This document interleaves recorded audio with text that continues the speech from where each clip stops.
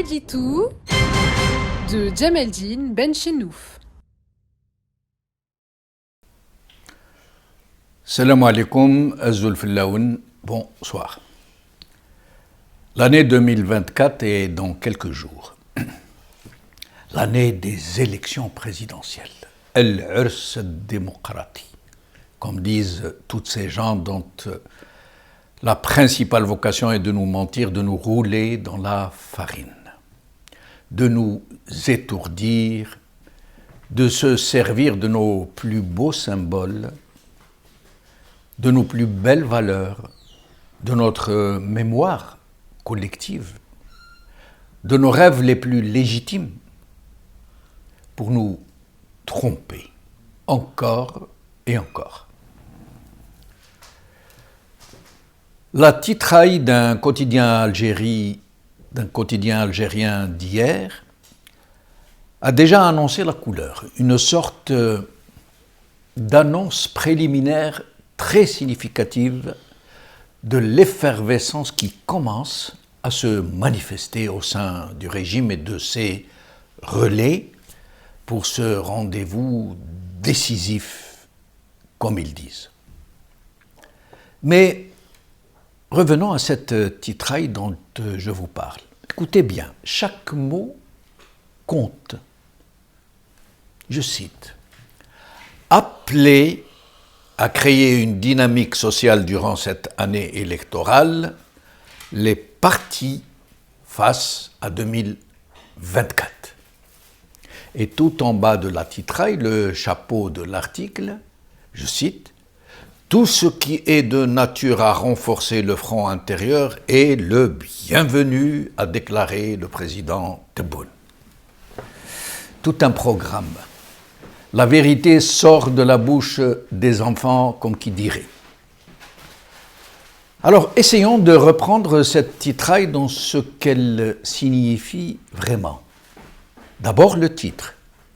Appeler à créer une dynamique sociale durant l'année électorale, les partis face à 2024.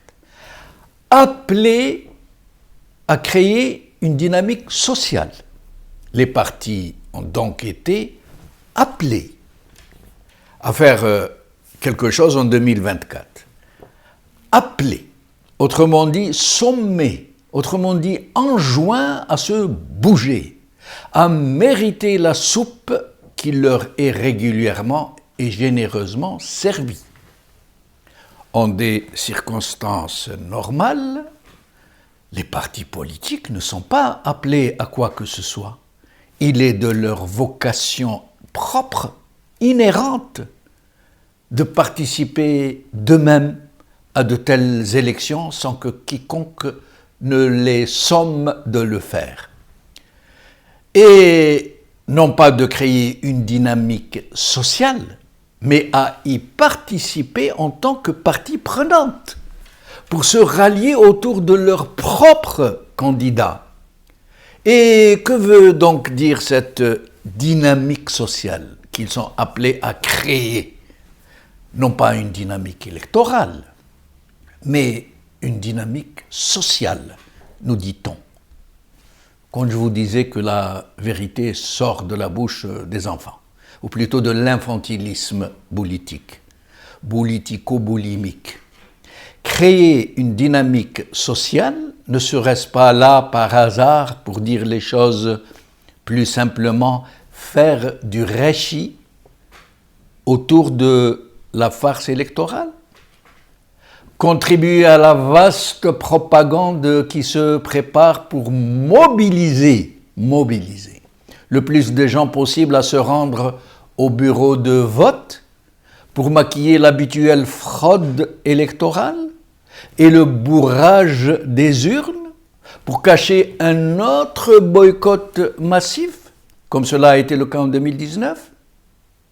Et ce n'est pas une lecture, ce n'est pas là une lecture hasardeuse que je fais, puisque cet objectif que je vous dis est clairement explicité dans le même article du même journal. Écoutez, je vais citer.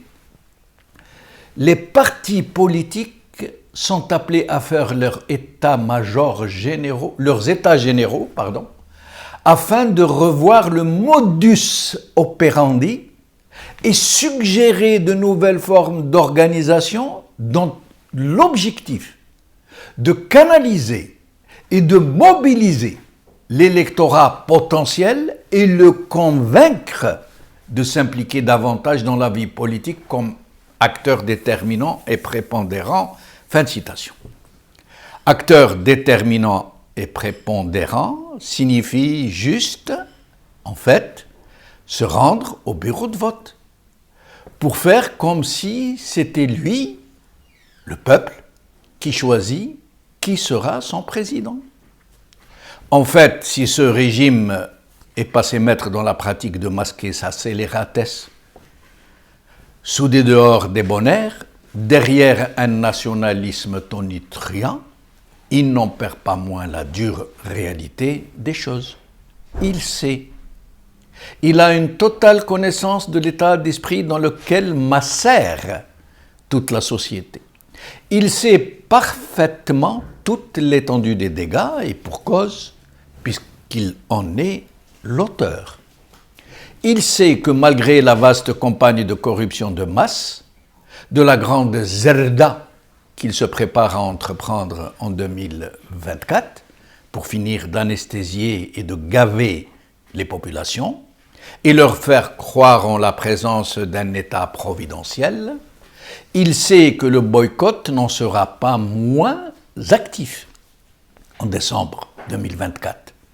Ce régime sait que pour pouvoir user des mêmes méthodes qu'à son habitude, pour faire passer le candidat qui aura déjà été élu par les généraux, il lui faudra obtenir un minimum de participation dans les bureaux de vote, qu'il lui faudra mobiliser toute sa presse, tous ses partis politiques, tous ses relais habituels, faire voter les morts, faire voter doublement ou triplement même ses troupes, bourrer les urnes de 1001 manières et pouvoir enfin venir triompher comme d'habitude devant ces caméras pour se féliciter de la participation massive des masses laborieuses, comme il dit lui. Qawala khair.